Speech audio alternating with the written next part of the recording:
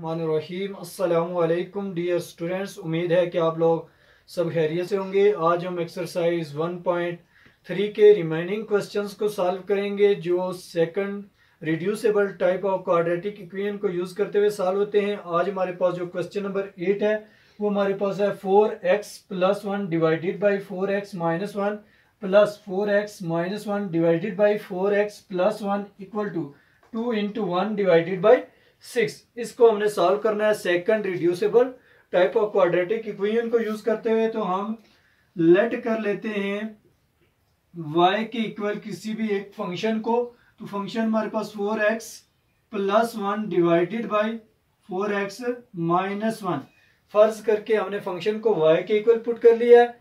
अब हम इसको उल्टा लेंगे। जब इसको उल्टा देंगे तो ये हमारे पास ये बन जाएगा 4x - 1 डिवाइडेड बाई 4x + 1 इसके सेम हो जाएगा। तो हम इसको सकते हैं 1/y इक्वल टू, जब हमने इसको 1/y करना है तो ये 4x - 1 ऊपर चला जाएगा तो ये बन जाएगा 4x - 1 डिवाइडेड बाई ये नीचे आ जाएगा 4x + 1। अब हम ये पुट कर लेंगे इसको। अगर इक्वेशन नंबर हम 1 का नाम दे दें तो पुट इन 1, ठीक है। ये जहां पे 4x + 1 डिवाइडेड बाई 4x - 1 है वहां पे y पुट कर लेंगे, और जहां पे 4x - 1 डिवाइडेड बाई 4x + 1 है वहां पे हमने 1/y को पुट करना है। तो 4x + 1 डिवाइडेड बाई 4x - 1 की जगह पे हमारे पास क्या जाएगा y plus 4x - 1 divided by 4x + 1 की जगह पे हमारे पास क्या है 1/y equal to 2 × 1 divided by 6 आ जाएगा। इधर y हमारे पास अगर हम एलसीएम लेते हैं y हमारे पास एलसीएम आ जाएगा, y से मल्टीप्लाई होकर क्या जाएगा y² + 1 as it is equal to 6 2 * 12, और 12 में 1 को ऐड करेंगे तो 13 डिवाइडेड बाई हमारे पास क्या जाएगा 6। इन दो को आपस में मल्टीप्लाई करते हैं और इसमें कोई इसमें ऐड कर लेते हैं तो हमारे पास ये आ गया। इसको अगर मजीद हम सिंप्लीफाई करें स्टूडेंट्स तो ये हमारे पास आ जाएगा, क्रॉस मल्टीप्लीकेशन कर लेते हैं तो ये हमारे पास बन जाएगा 6 × y² + 1 इक्वल टू 13 × y आ जाएगा।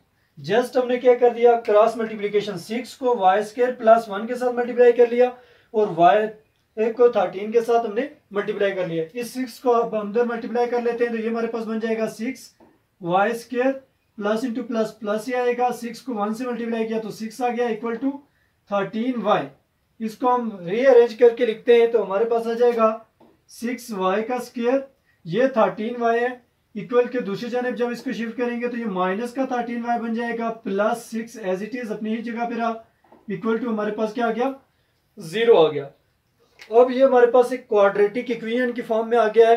अब हमने इसके ऊपर कोई सा भी मेथड, 3 मेथड में से फैक्टराइजेशन का मेथड, कंप्लीटिंग स्क्वायर का मेथड या क्वाड्रेटिक फार्मूला का मेथड यूज करके हम इसको क्या कर सकते हैं सॉल्व कर सकते हैं। हम यहाँ पे यूज कर लेते हैं फैक्टराइजेशन मेथड।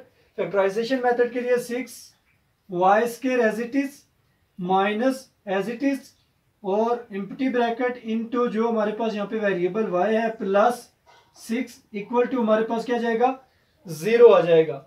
अब हमें इसको देखते हैं, जो हमारे पास लास्ट कांस्टेंट टर्म होती है और जो y² का कोफिशिएंट होता है, इन दोनों को हम आपस में मल्टीप्लाई कर लेते हैं फैक्टराइजेशन के लिए। 6 और यहाँ पे भी 6 है, 6 हमारे पास आ जाएगा 36।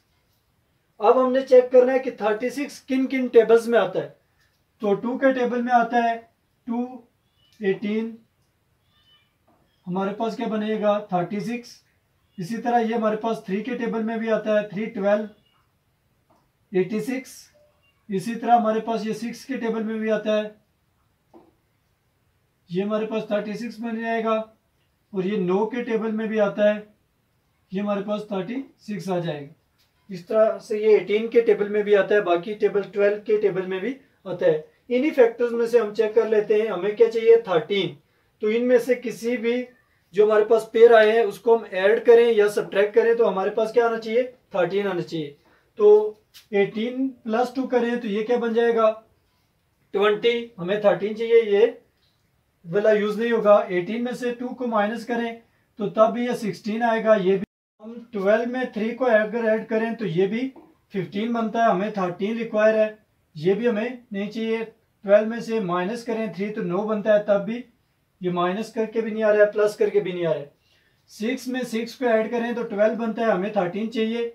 6 में से माइनस करें 6 तो 0 आता है, तो ये भी हमारे पास, ये भी हमें रिक्वायर नहीं है। अब हमारे पास 9 प्लस 4 करेंगे तो ये क्या बन जाएगा जी 13, तो यही हमें रिक्वायर था। तो हमारे पास आ जाएगा 9 प्लस 4। अब इसको हम जी सॉल्व करते हैं स्टूडेंट्स, तो ये आ जाएगा 6y का स्क्वायर, माइनस को अंदर मल्टीप्लाई कर देंगे और इधर से y को भी अंदर मल्टीप्लाई कर लेंगे, तो -9 को y से मल्टीप्लाई करेंगे तो 9y आ जाएगा। ये माइनस है, ये प्लस है, प्लस माइनस माइनस आएगा। 4 को y से मल्टीप्लाई कर दिया तो 4y आ गया, प्लस 6 इक्वल टू हमारे पास क्या आएगा जी 0। अब हमारे पास यहाँ से हम कॉमन ले लेते हैं 3y को, अगर यहाँ से हम कॉमन ले लें तो यहाँ से हमारे पास बच जाएगा 2y माइनस 3, क्योंकि y का स्क्वायर था, एक y यहाँ से आ गया, 6 था तो 2 आ गया, और इधर क्या था 9, तो यहाँ पे 3 आ जाएगा।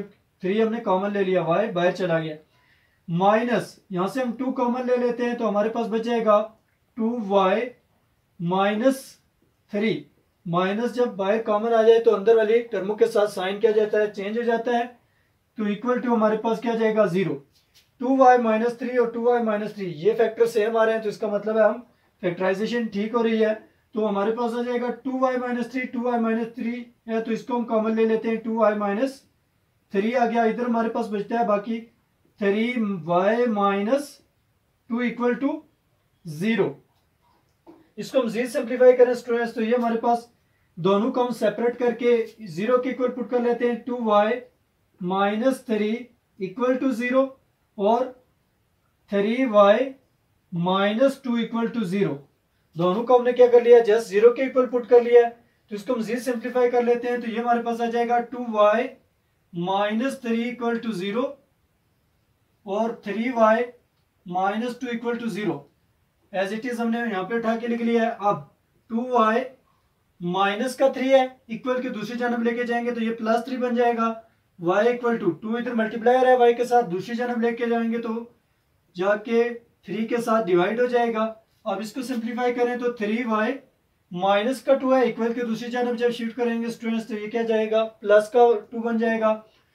3 इधर y के साथ मल्टीप्लायर है, इक्वल के दूसरी जानब लेके जाएंगे तो ये क्या जाएगा इसके डिवाइड में चला जाएगा, 2 के डिवाइड में चला जाएगा, तो ये हमारे पास 2 डिवाइडेड बाई क्या आ जाएगा 3 आ जाएगा। तो क्वेश्चन हमारे पास क्या था, x की फॉर्म में था, तो हमें आंसर भी किस फॉर्म में करना है, x की फॉर्म में करना है।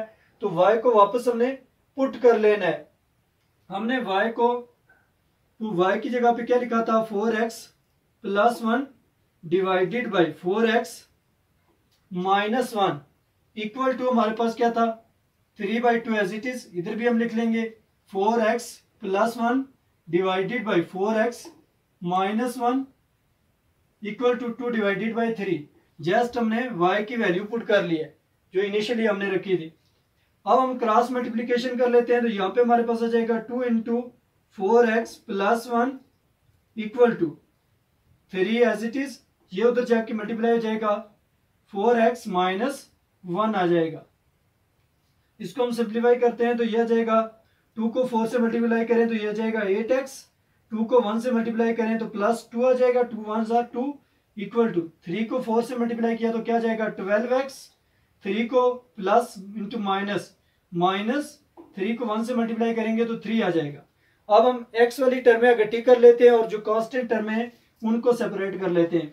तो 12x ये इधर बड़ी रकम है तो हमने इस 8x को उस तरफ शिफ्ट कर लेना है, तो ये आ जाएगा 12x एज इट इज।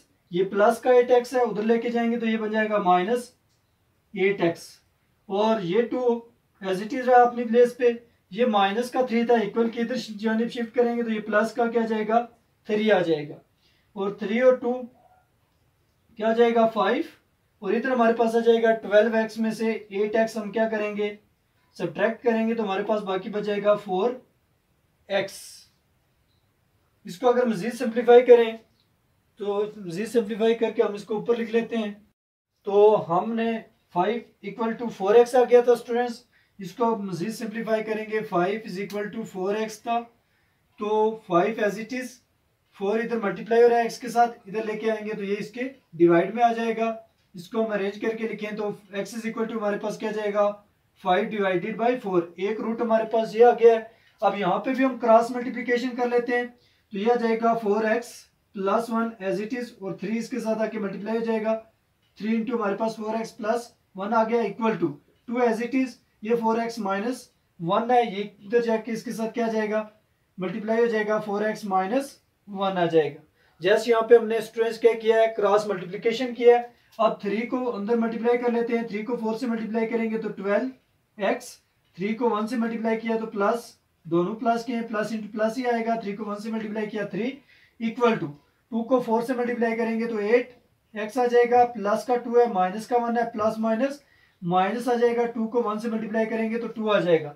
अब हम कांस्टेंट वाली टर्में इकट्ठी कर लेंगे और जो हमारे पास x वाली टर्में हैं वो हम इकट्ठी कर लेते हैं। तो ये हमारे पास 12x है एज इट इज रहा, ये माइनस प्लस 8x है, इक्वल की दूसरी तरफ शिफ्ट करेंगे तो ये माइनस 8x आ जाएगा equal to minus 2 as it is, ये प्लस का 3 है, इक्वल की दूसरी जानब लेके जाएंगे तो ये माइनस का 3 बन जाएगा। 12x में से 8x माइनस करेंगे तो हमारे पास बच जाएगा 4x इक्वल टू माइनस 2 है माइनस 3, तो ये बन जाएगा माइनस 5। इसको मजीद सिंप्लीफाई करें तो ये हमारे पास आ गया था x माइनस 5, 4 था तो 4 को हम इक्वल के दूसरी जानब लेके जाएंगे, इधर मल्टीप्लाई हो रहा था x के साथ, तो इधर 5 के साथ जाके क्या जाएगा डिवाइड हो जाएगा। तो ये हमारे पास दूसरा रूट आ गया है।